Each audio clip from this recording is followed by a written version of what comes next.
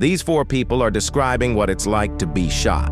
I touched my back and I saw that I was bleeding. I even had to watch blood squirt out of my own face. It damaged my stomach while beyond repair. I couldn't move, I couldn't scream. Some are victims of senseless gun violence, and others, like Billy, are victims of careless gun safety.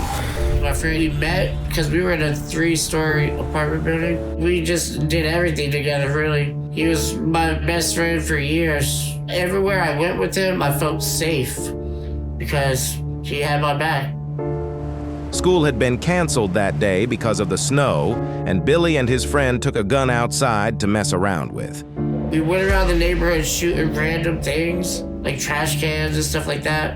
And then when we got back home, I was in the bathroom and my girlfriend was doing her hair in the mirror. The bathroom door was about halfway open. My friend, he wrapped his arm around the halfway open door and was waving the gun from left to right. I kept telling him to stop, and then he kept doing it.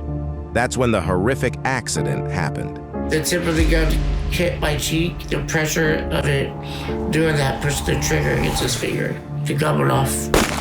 The bullet was shot at point-blank range and ripped through Billy's cheek into his spine. It felt like someone took a hot poker out of a chimney and just drilled it through my face. And I was trying to mouth to my girlfriend at the time to stop the bleeding, but I couldn't get any words out. My diaphragm and everything was paralyzed. Billy's girlfriend called the emergency services. I remember them carrying me out on the stretcher. Then they put me in the ambulance. The next thing I knew, I was waking up in the hospital. I was on a ventilator, and everything around my neck, shoulders, and I could feel hurt so bad. A few days after it happened, my mom said, "Hey, they're coming to evaluate you to see how you would fit in a wheelchair." And that's when I first realized I was paralyzed, where I broke down and cried. I looked down and tried to move my body with like every bit of my might. I felt like it was like the end of the world. There were a lot of times I felt I wasn't gonna make it. So it was really bad. But Billy did make it. And through rehab and therapy, he started making a new life for himself. The hardest part of recovery is accepting the fact that you're gonna be like this forever and mentally moving forward. Billy's friend was arrested and charged. But because of the shooting, they've grown apart. We talk every now and then, but we're just not like friends like we were. It's not because of the actual shooting, it's just because we've grown apart. I changed for the better. He never switched his life around. I completely forgive him. If I were to not forgive him, that would be affecting me and only me. Gun violence in general, especially teen gun violence. It happens far too often. No gun has ever picked itself up, loaded itself, pointed at someone, and then pulled the trigger. It's always the person that has it. I believe in the Second Amendment, and I just wish people wouldn't abuse it as much. I am the lucky one. I'm paralyzed, and I consider that lucky. For Takir, it was a simple night out with friends that ended in life-changing injuries. I was with my best friend, Lavana, and we was with her best friend. We went to the club together. So it was like all good things and a positive vibe. I started to walk to the front. It was a guy in there, and he was really loud and rowdy. I mean, very disorderly. Worried about the fight, Takir told her friend they should leave the club. But then she got distracted by someone she knew. Somebody called my name, someone I knew from one of my old neighborhoods. So I started talking to them in a doorway. And at the same time, my shooter started shooting. Everybody's gonna start running and yelling. Everybody was trying to get in the club at the same time or drop on the floor so they won't get hit. But I was standing directly in the doorway. So I really had no choice. I was stuck in that position. Takir was shot twice. I got shot once in the stomach and once in the right leg. The pain was excruciating because it was really hot. My body felt like it was on fire, and I felt really faint, like my life was being sucked out of me. I wouldn't wish on nobody, not even the person who shot me. My best friend was screaming my name, but I was walking really, really slow. Everything just went blank. The ambulance got there. I was losing a lot of blood at the time. I lost 4.5 liters of blood. I asked what happened, and they were like, you got shot. I just broke down like, wow, this is crazy. Doctors were able to save Takir's life through extensive surgery, but it would take years for her to fully heal. With my stomach, they explained that the bullet shattered in my stomach and it damaged my stomach wall beyond repair. They had to take the skin off my thighs and place it on my stomach. So the only thing between this air and my intestines was the skin off my legs. Carrying that for 3 years, the recovery process was very, very hard. I didn't go outside. I didn't interact with anybody. I wasn't in the public. Unless I was going to doctor's appointments, people basically assumed I was pregnant. And I did look pregnant. And I considered that my baby because my stomach was a reminder of what I survived and that I survived. So it was more like a battle scar to me. Takir was an innocent bystander whose life was ripped apart by gun violence. She's using what happened to spread awareness. I wasn't a target. It was definitely the wrong place at the wrong time, but I was standing next to the person I believed they wanted. The person who shot me, he was arrested. Like Takir, this next survivor also started her day, like so many other days, with nothing out of the ordinary. We were a regular family. Me and Eric, my daughter, and the baby, he was 7 months at the time. It was a normal Saturday. We decided to run some errands. We gathered the children. We put them in a car. And we decided to come back home so Eric could get ready to go to work. But as they pulled up outside their home, the family's nightmare began. The kids were in the back seat. We were all laughing and talking and listening to music. There was an alley right next to our apartment door. So as Eric was proceeding to park, I just saw an individual step out of the alley. He just started shooting. We didn't have time to scream, run, talk. The shooter shot up the car over 16 times. Khashay scrambled to the back seat to try and shield her children.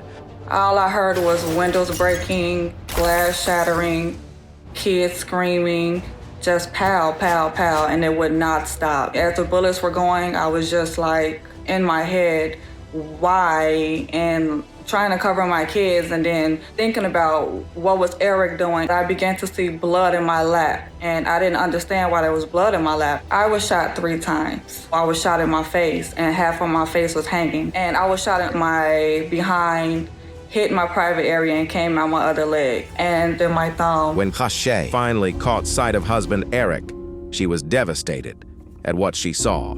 His head was hanging, blood was coming from his nose, and I think I just blocked the whole world out at that moment and just stared at him. I couldn't move, I couldn't scream. The neighbors came running to our aid. They snatched my babies out the back seat. 2 gentlemen were trying to get Eric to wake up. They kept shaking him and he would not wake up. I was in a state of shock, just watching everybody and everything. The police and the ambulance came immediately. I basically saw him take his last breath right in front of me. Khashay not only had to deal with the loss of her husband, she also had to deal with her own recovery. I was in the hospital for 14 days and I cried every day. I had to have multiple surgeries. I couldn't talk because my mouth was wired shut. I have a bullet still lodged in my thumb. Me and the children did get counseling right after the incident.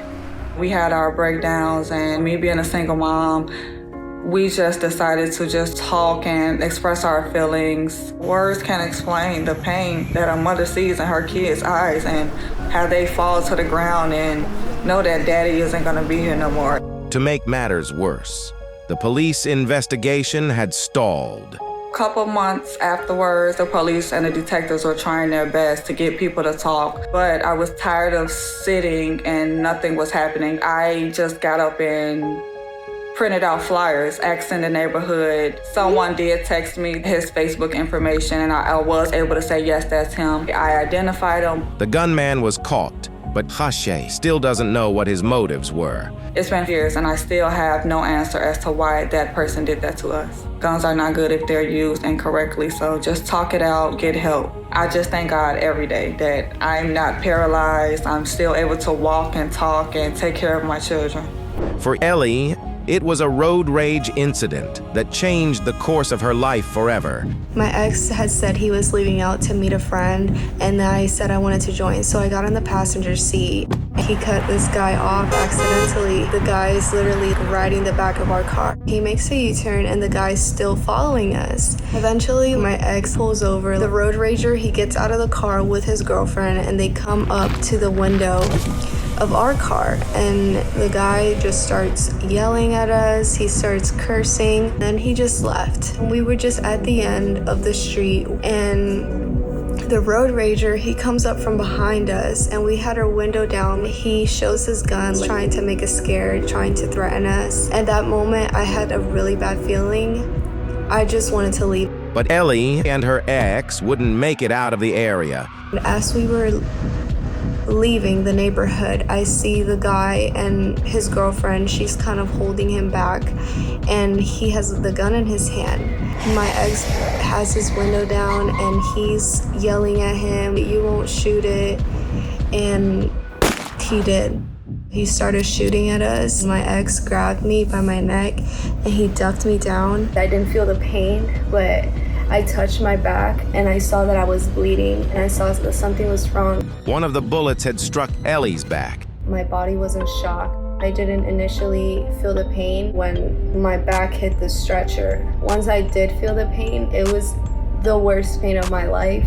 It's like a stinging pain all over your body. The doctors started crowding around me, running all these tests, asking me questions, touching my legs, my feet, asking me if I can feel. And I was just like, no, I can't feel. They came in to tell me that I was paralyzed from the waist down. I went from having this beautiful body that I was so happy in to being in a wheelchair. It took a huge toll on me mentally, and I fell into a hole for months and months. I was depressed. I didn't want to get up. I didn't want to eat. I just wanted to be in my bed. I finally decided to move back in with my parents and get away from the town that it had happened in. With time, Ellie managed to work on improving her mental health. Now I'm in a much better place, and I'm lucky to be alive here today. I'm lucky that I survived. They told me that I'm not gonna walk, that I'm gonna stay in my wheelchair for the rest of my life. But despite the odds, Ellie is proving doctors wrong. Even though my walk isn't perfect, I'm still way far ahead than what doctors ever said I was gonna accomplish. If you think something is impossible and you think you can't do it, don't doubt yourself, because you can. These 4 survivors are bravely sharing their stories to warn people about the dangers of gun violence and to spread hope to people who might be going through similar situations. I was given another chance at life, so I know I have a purpose to spread awareness, to spread positivity, and to say keep going. I'm a living example of what can happen. This can happen to you. Guns don't kill people. People kill people. Every time there's gun violence, there's always somebody standing behind that gun. I am seen. Are you?